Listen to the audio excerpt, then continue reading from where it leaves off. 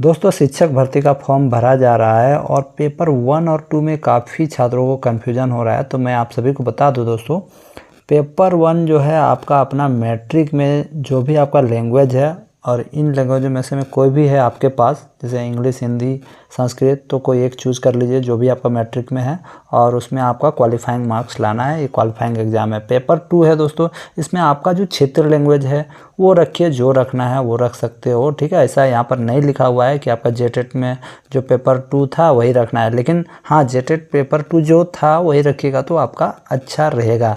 यहाँ पर काफ़ी छात्र कमेंट भी करेंगे कि मगही भोजपुरी का नाम नहीं है, तो दोस्तों उसके बारे तो यहाँ पर एडवर्टीजमेंट में भी ये नहीं लिखा है कि मगही भोजपुरी वाले क्या रखें। तो ये आने वाले वक्त पे पता चलेगा, क्योंकि अभी JSSC ये बात ज़रूर जाएगी। दोस्तों आपका मेन जो है, मेन इस फॉर्म को भरने के बाद जो मांगा जाएगा वो मेन है। मैं आपको दिखाता हूँ कौन मेन है। मेन है आपका, आगे मैं अभी बताता हूँ।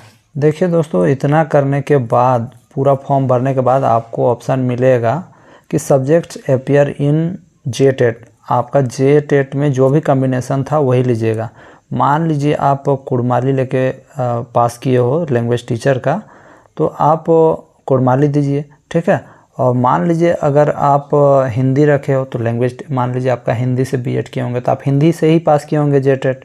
कहने का मतलब है हिंदी लेके आप पढ़े होंगे, यानी लैंग्वेज टीचर बनना चाहते होंगे। जैसे मान लो सोशल साइंस कॉम्बिनेशन किसका होगा, जो हिस्ट्री रखा होगा उसका होगा, और ज्योग्राफी रखा होगा उसका भी सोशल साइंस ही होगा, तो सोशल साइंस का कॉम्बिनेशन हो गया।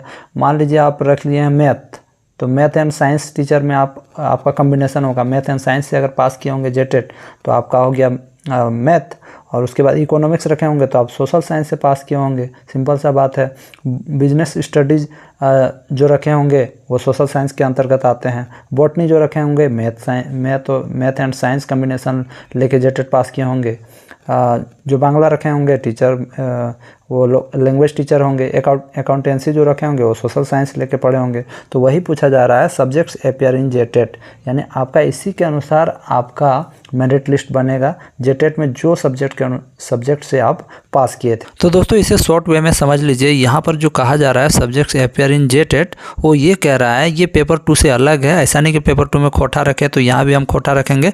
ये आपका जो जेटेट जिस कॉम्बिनेशन से पास किया, आपका रिजल्ट देखिए जेटेट का, उसमें क्या लिखा है। सबसे पहले देखिए, अगर आपने उसको सोशल स्टडी से पास किया है तो यहाँ सोशल स्टडी दीजिए, ठीक है। अगर आपने मैथ साइंस से पास किया है तो मैथ साइंस दीजिए। अगर आपने लैंग्वेज टीचर से पास किया है तो लैंग्वेज टीचर का यहाँ पर दीजिए, क्योंकि दोस्तों ये 3 पार्ट में डिवाइड था, लैंग्वेज टीचर, सोशल साइंस और मैथ एंड साइंस। तो मैथ और साइंस में जो आते हैं वो तो यहाँ पर दिखाई रहा है, और यहाँ पर सोशल स्टडीज़ में जो भी आते हैं वो भी तो दिखाई रहा है, लैंग्वेज टीचर में जो भी आते हैं वही दिखाई दे रहा है। पेपर 2 अलग है और ये अलग है, इस बात को ध्यान दें। अब मुझे लगता है आप सभी को समझ में आ गया होगा। एक लड़के ने कमेंट किया था कि जो BCA लिए हैं मैं क्या चूज़ करूं, तो देखो भाई, आपने जेटेट अगर BCA लिया है तो जेटेट में आपने मैथ और साइंस से पास किया होगा, और इसमें कुछ ज़्यादा कन्फ्यूजन नहीं है, तो आप मैथ और साइंस से रखना, ठीक है।